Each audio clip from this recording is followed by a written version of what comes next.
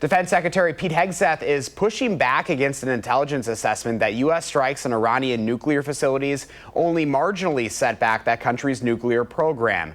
Tareen Small reports Pentagon officials are revealing new information about the mission.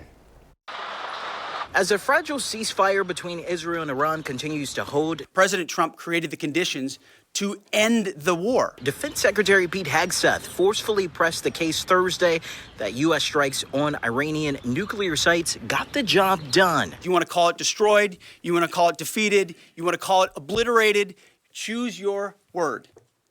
This was an historically successful attack. Hegseth blasted reporters for focusing on a preliminary assessment from the U.S. Defense Intelligence Agency, suggesting Iran's nuclear program had only been set back by a few months. Defense officials also showed video of tests from bunker buster bombs used in the mission, which they say penetrated ventilation shafts, causing significant damage at key locations, including Fordow. Simply stated, they absolutely crushed it. President Trump jumped on social media after the news conference to push back on claims that Tehran moved the enriched uranium out of the sites in advance, saying it would have been too heavy and hard to do so.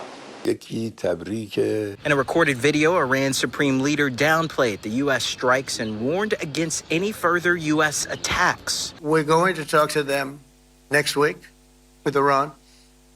We may sign an agreement. I don't know. Briefings for lawmakers scheduled for earlier this week were postponed. Our history is full of efforts to either manipulate intelligence, or when the few cases where we ignore it, we do it at our own peril. Today, Secretary Hegseth, CIA Director John Ratcliffe, and other administration officials will brief senators behind closed doors. Torian Small, CBS News, the White House.